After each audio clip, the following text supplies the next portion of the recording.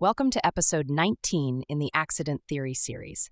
So far, we have learned that incidents are not sudden or random events, but processes that develop over time within imperfect systems. Everyday operations often include worn equipment, adapted procedures, and variable conditions that do not on their own result in harm.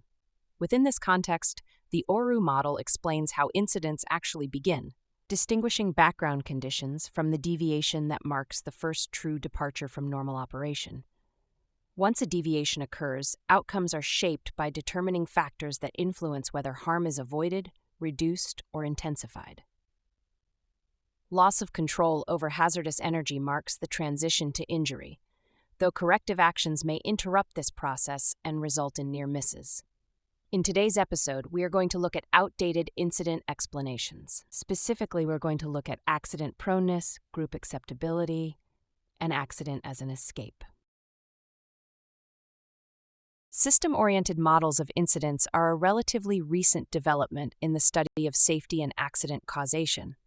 Earlier approaches tended to explain incidents in simpler and more intuitive ways, many of which remain influential despite their limitations.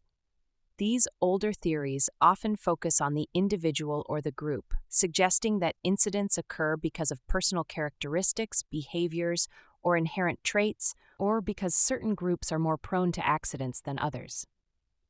Such explanations have strong intuitive appeal because they offer clear and seemingly straightforward answers to complex events.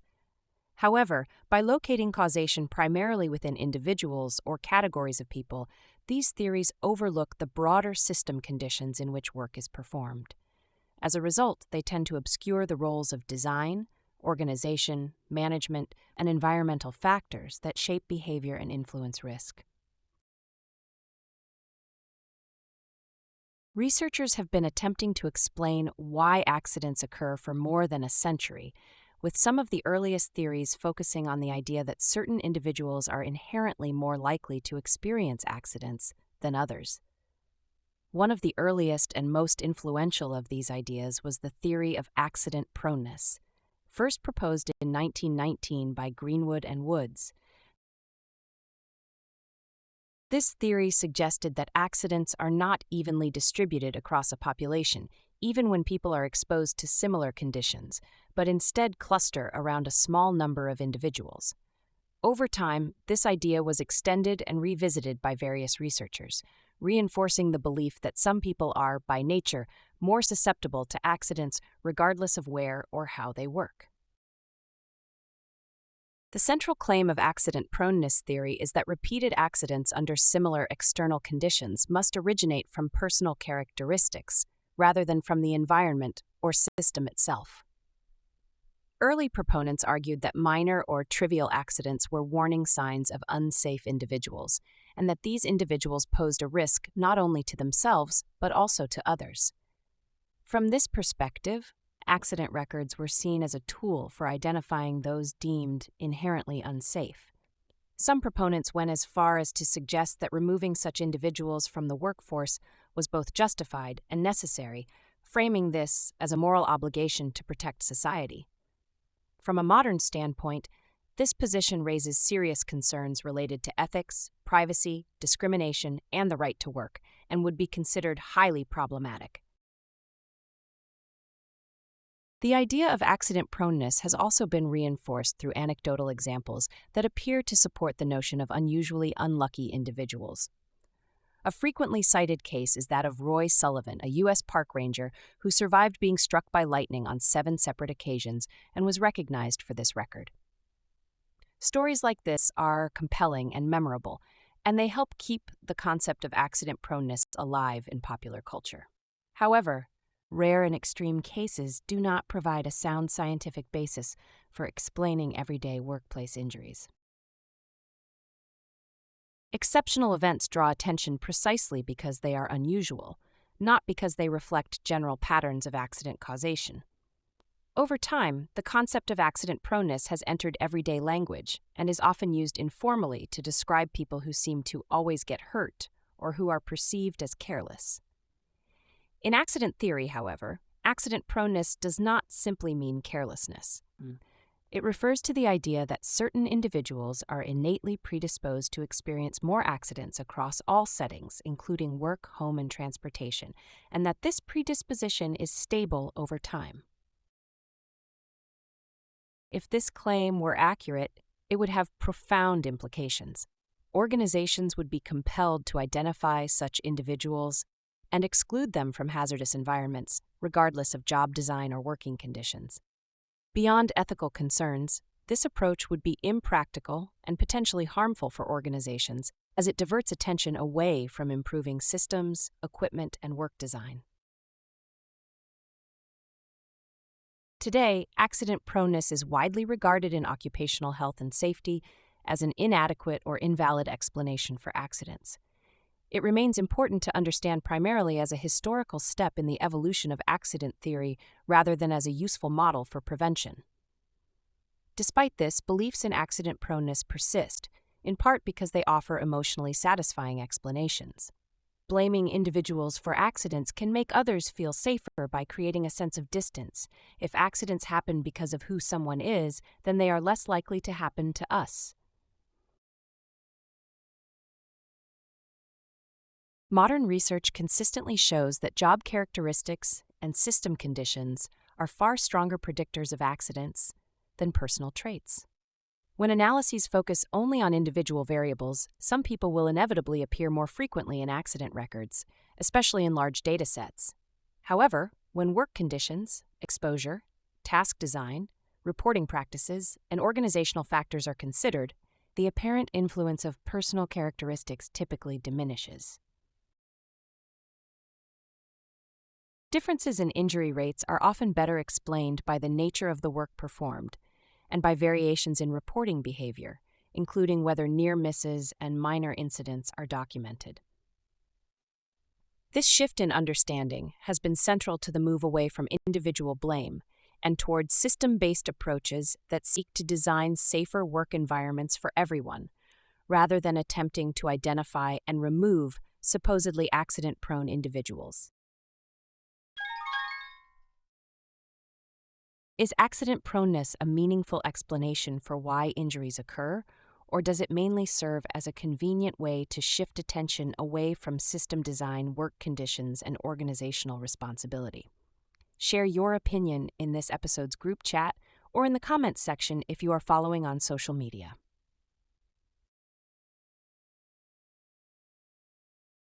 Although references to individual accident proneness are now largely understood as informal or colloquial expressions, often used to imply carelessness, attention has not completely shifted away from personal characteristics. Instead, modern discussions tend to examine personal qualities at the group level rather than focusing on individual destiny. In practice, accident investigations and analyses of large injury databases often reveal that an injured worker belongs to a particular demographic or occupational group. When that group becomes visible in the data, it can prompt further questions about whether membership in the group is associated with elevated accident involvement, and if so, why. Certain groups have received considerable attention in occupational health and safety research. Young workers, for example, have been studied extensively, largely because they experience higher rates of injury in many sectors. Similarly, obesity has attracted interest as a possible factor in musculoskeletal injuries and other health outcomes. These lines of inquiry can be valuable, but they must be interpreted with caution. Most studies that identify correlations between individual or group characteristics and injury rates do not demonstrate that these characteristics explain accidents better than external factors such as job design, hazard exposure, workload, or organizational practices. Demonstrating a relationship between injury and age, gender, race, or other personal attributes is not sufficient unless it can be shown that these relationships remain strong after accounting for more direct risk factors such as overtime, task demands, experience, or the presence of specific hazards. In many cases, characteristics attributed to individuals can be reinterpreted as system or task mismatches rather than inherent weaknesses. Youth, for example, is closely linked to inexperience rather than recklessness. Similarly, what may be described as physical weakness in smaller or frailer workers can often be reframed as excessive strength demands imposed by poorly designed tasks. Even personality traits such as extroversion may not increase risk directly. Instead, more outgoing or cooperative individuals may simply be more willing to accept assignments, help others, or take on unfamiliar tasks, increasing their exposure to hazards rather than their inherent susceptibility to injury. Research into individual differences can be intellectually appealing and statistically interesting, but its practical value is limited if it only serves to label or categorize people. Identifying a trait or group associated with higher injury rates is only useful if it leads to actionable prevention strategies. Removing individuals with certain characteristics from the workplace is neither ethical nor practical, and attempting to hyper-protect or isolate specific groups may be inefficient or stigmatizing. Moreover, focusing too narrowly on who gets injured risks diverting attention away from how work is designed and controlled. This overview of early accident theories would be incomplete without acknowledging a particularly controversial line of thinking: the idea that some workers may experience accidents as a means of withdrawing from work. Proponents of this view argued that injuries could function as a socially acceptable mechanism for escaping undesirable job conditions, much like other sanctioned forms of absence, such as sick leave, absenteeism, or turnover. Within this framework, accidents are not treated as unintended or random events, but as outcomes that serve an underlying psychological or motivational function for the individual, whether consciously or unconsciously. Injury, in this sense, becomes a pathway out of work demands that are perceived as stressful, overwhelming, or unrewarding. According to this perspective, patterns of injury were expected to parallel patterns of leave-taking behavior. Workers who appeared frequently in injury records were interpreted as individuals who relied on injury-related absence as a form of withdrawal from work. These patterns were often attributed to dissatisfaction, interpersonal conflict, low morale, or lack of commitment. However, such interpretations frequently ignored alternative and more plausible explanations. Differences in reported injury rates may reflect unequal awareness of entitlements, differences in access to medical care, varying reporting cultures, or personal attitudes toward pain, vulnerability, and responsibility. Some workers may be more willing or able to report injuries, while others may underreport due to fear of reprisal, job insecurity, stigma, or a desire to appear tough and dependable. This line of thinking is also highly susceptible to interpretive bias. Once injury is framed as a withdrawal behavior, accident data may be selectively interpreted to confirm that assumption, reinforcing narratives about motivation or character rather than prompting examination of job design, workload, supervision, staffing levels, or organizational pressures. Like other early individual-centered theories, the withdrawal explanation shifts attention away from system conditions and places responsibility squarely on the injured worker. While accident as an escape has played a role in the historical development of accident theory, it is now widely regarded as speculative and limited. Today, it is best understood as an example of how easily accident data can be misread when viewed through a narrow psychological lens, and why modern safety approaches emphasize systems, context, and organizational responsibility over individual blame.